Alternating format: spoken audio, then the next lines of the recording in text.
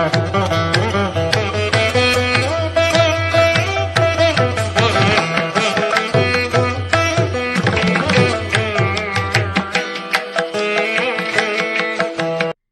சாய்ராம்.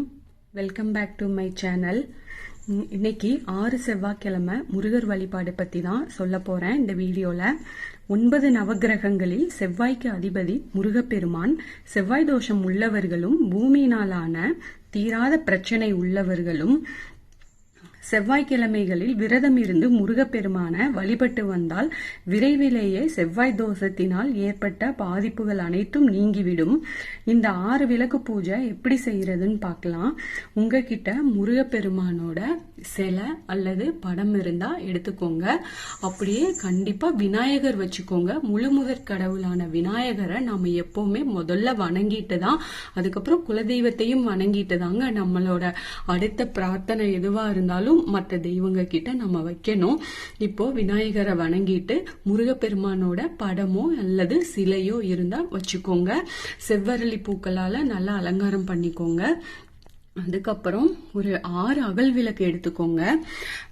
அது பித்தளையா இருக்கலாம், வெள்ளியா இருக்கலாம், மண் அகல் விளக்கா கூட இருக்கலாம். இது மாதிரி ஒரு தட்டுல வச்சுக்கோங்க. வச்சு நெய் அல்லது நல்லெண்ணெய் ஊத்திக்கோங்க. அந்த 6 அகல் விளக்குக்கும் ஒரு நெய்வேத்தியம் வச்சுக்கோங்க. ஏதாவது ஒரு நெய்வேத்தியம் வச்சுக்கோங்க. உங்ககிட்ட என்ன இருக்கோ அதை வைங்க.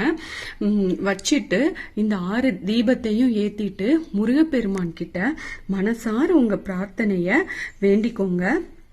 சொந்த வீடு இல்லாதவங்களுக்கு வீடு அமையணும், பூமி சம்பந்தமான சொத்துக்களில் லாபம் உண்டாகணும், திருமணம் ஆகாதவங்களுக்கு திருமண பாக்கியம் நல்லபடியா திருமணம் ஆகணும், குழந்தை பாக்கியம் இல்லாதவங்களுக்கு குழந்தை பாக்கியம் கிடைக்கணும், நோய் இருக்கிறவங்களுக்கு நோயெல்லாம் நல்லபடியா நோய் தீரணும் அப்படின்னு சொல்லி உங்களோட வேண்டுதலை நல்லபடியா வேண்டிக்கோங்க. கண்டிப்பா உங்க பிரார்த்தனை நிறைவேறும்.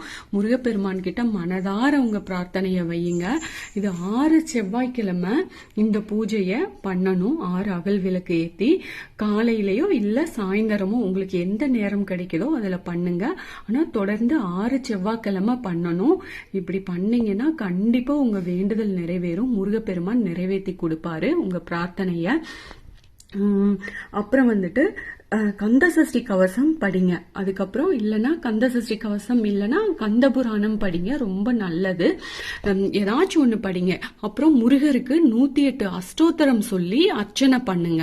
உங்களால முடியும் அப்படின்னா ஏதாவது ஓம் சரவண பவ அந்த மூல மந்திரம் சொல்லுங்க. அப்படி இல்லைன்னா 108 அஷ்டோத்தரம் சொல்லி முருகருக்கு அர்ச்சனை பண்ணுங்க. Thank you friends. மீண்டும் அடுத்த பதிவில் சந்திப்போம்.